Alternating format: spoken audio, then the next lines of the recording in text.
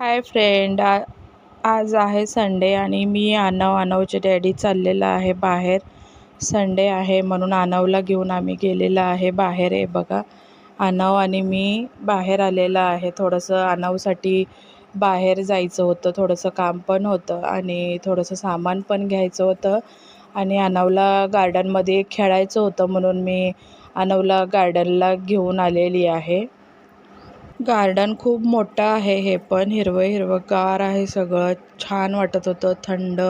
आता गरमी सुरू झालेली आहे आणि आनवला खेळायचं होतं पण अंधार पडला होता. आम्ही 7-7:30 वाजता गेलो होतो गार्डनला आणि जास्त उन्हात पण नको म्हणून संध्याकाळीच छान वाटतं म्हणून आनव इथं खेळतो म्हणत होता, म्हणून त्याला म्हणलं बस. पण त्याच्यासोबत खेळायला पण कोणी नव्हतं आणि अंधार पण खूप होता तिकडल्या साईडला. त्याने थोडंसं म्हणत होता की मम्मी थोडंसंच खेळतो मी, इकडे जास्त अंधार आहे.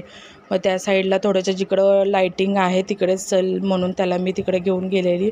मग तिथे एक मोठं घसरगुंडी होती, मग तिथेच तो खेळायला लागला. तिकडे पण बायका वगैरे खेळत होते. खूप मोठं ग्राउंड आहे हे आणि गार्डन पण आहे. खूप छान आहे, इथं वॉक पण खूप छान करू शकतो आणि खूप मोठं गार्डन आहे. आनव आता खेळून दमलेला आहे, म्हणतो मम्मी मला आता बस झालं खेळणं, आता जायचं चल बाहेर. म्हणून आनवने आणला पावभाजीच्या गाड्यावर येऊन आम्ही आता बसलेलो आहे. आनवला लागलेली होती भूक म्हणून आनव म्हणला मम्मी मी दमलेला आहे, चल आता काहीतरी खाऊया आपण. मग आम्ही आमच्या दोघांसाठी, आनवच्या डॅडीसाठी आणि माझ्यासाठी मी पावभाजी मागवलं होतं आणि आनवला पाव मागवले होते. फक्त तो पाव खातो, भाजी नाही खात, तिखट असते ना पावभाजी, म्हणून तो म्हणला मला लोणी लावून फक्त पाव पाहिजे.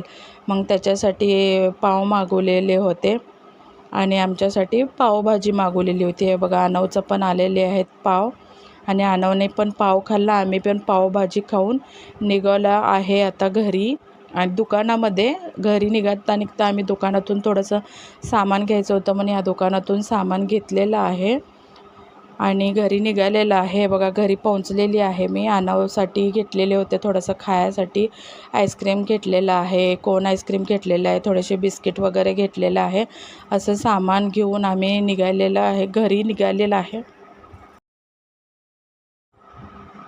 बिस्किट, कोन, आईस्क्रीम त्याला 4-5 वाजता तो शाळेतून आल्यावर त्याला खायला लागतं म्हणून थोडंसं चहा बिस्किट असं खायचं त्याचा टाईम होतो म्हणून त्याच्यासाठी आईस्क्रीम वगैरे संपलं होतं म्हणून तेच आणायला गेलेलं होतं. संत्र्या गोळ्या वगैरे त्याला खायला लागतं काय ना काय सटरपटर म्हणून त्याच्यासाठीच खायला आणायला